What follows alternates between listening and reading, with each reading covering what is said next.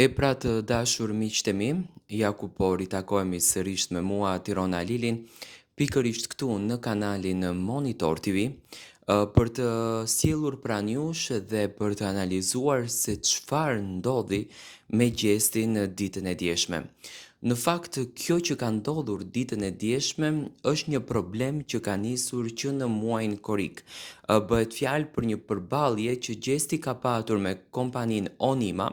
në krye me Erkan Çabanin për të drejtën e publikimit dhe monetizimit të këngëve të tyre.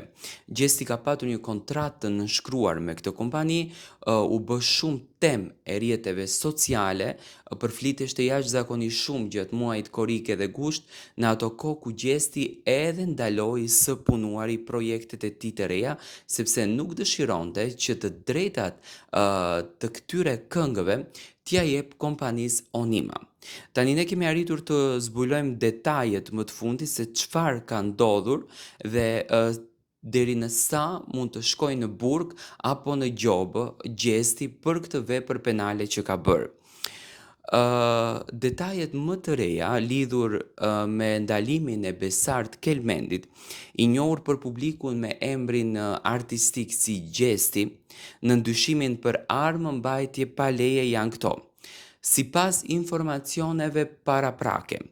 ai është vendosur në ndalimin policor për 48 orë.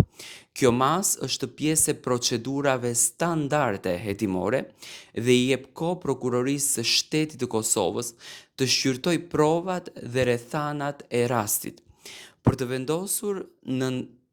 të vendosur nëse rasti do të precendohet mëtej në gjykat. Do me thënë, Gjesti akoma nuk ka hyrë në gjykat, është akoma në 48 orët ndalim, do me thënë është në paraburgim.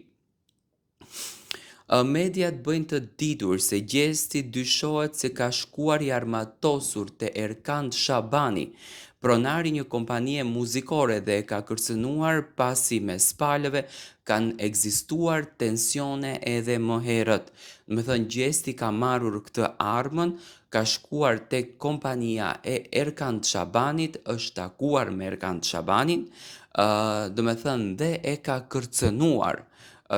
për normalisht që t'ja liron kanalin e tij etj etj, do të thënë probleme që ne i kemi sjellur pranë jush, sidomos gjatë verës që kaloi. Konflikti dyshohet të lidhet me një kontratë, atë që e thash unë më herët, që Gjesti kishte nënshkruar me kompaninë në fjalë para se të hynte në spektaklin e Big Brother VIP Kosovës. Pas përfundimit të edicionit të tretë të këtij reality show, ai kishte kërkuar të shkëpuste kontratën, çka sipas burimeve ka sjell përplasje mes palëve. Do me thënë, Gjesti ka bërë një kontratë me kompaninë Onima për publikimin e projekteve dhe për monetizimin e atyre këngëve, do me thënë për përfitimet financiare të këngës. Tani, 70% me sa di unë, do me thënë këto kontrata që i nënshkruajnë i merr këngëtari dhe 30% i merr kompania në fjalë nga fitimet që bëhen nga projektet e Gjestit, por fitimet janë shumë të mëdha sepse këngët e Gjestit kanë miliona klikime. Tani, sipas kodit penal të Republikës së Kosovës, çfarë dënimi mund të marrë Gjesti? Sipas kodit penal të Republikës së Kosovës, posedimi apo mbajtja e pa autorizuar e armëve dënohet me gjobë rreth 7.500 euro, me thënë gjobë me pagesë, ose me burgim deri në 5 vite. Megjithatë, në rastet kur arma nuk është përdorur për kryerjen e një vepre tjetër penale, gjykata shpesh vendos masa më të buta si gjop me dënim ose gjop me kusht. Do me thënë që të qartësojmë pak fansat e Gjestit, sepse ka filluar të bëhet, le të themi, një luftë e madhe tek fansat, nga që ka dalë sot lajmi se Gjesti mund të dënohet 5 vite burg. Do me thënë, kjo është nëpërmjet kodit penal të Republikës së Kosovës, nëpërmjet ligjit, që do me thënë dënohet ose 5 vite burg,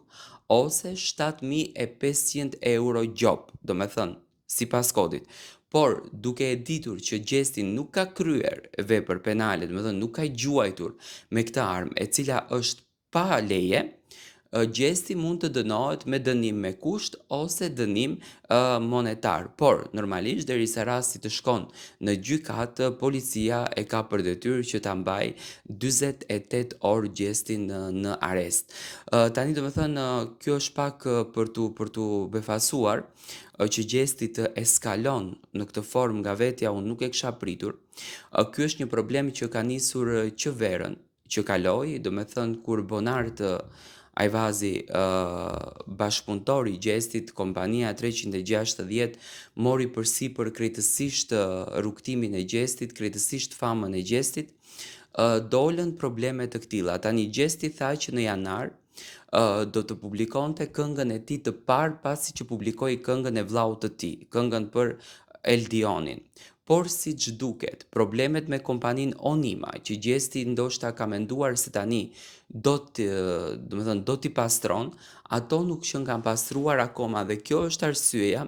pse Gjesti akoma nuk arriti dot që ta sjellën këngën që e premtoi tek publiku shqiptar gjatë muajit janar. Domethënë në një video që Gjesti ka publikuar në Instagramin e tij premtoi atëherë që do të sillte një këngë për të gjithë fansat.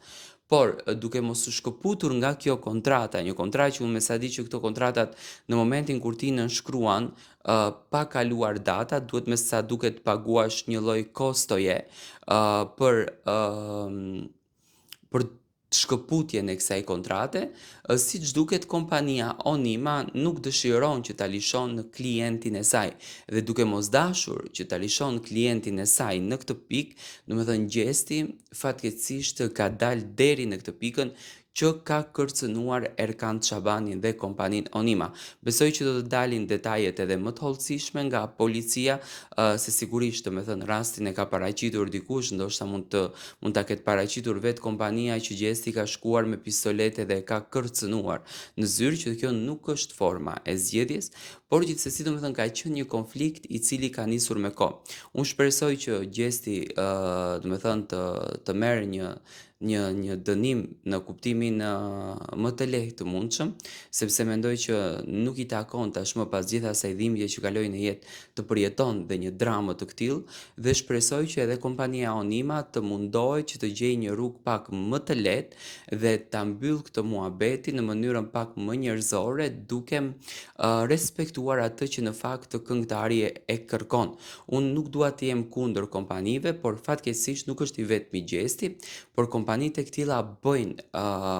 keqpërdorime me artistët sepse ka artistë që fitojnë shumë të ardhura nga YouTube-i dhe domethënë mundohen që në maksimum të keqpërdorin në një farë mënyrë artistët duke i marrë të gjitha lekët për vete.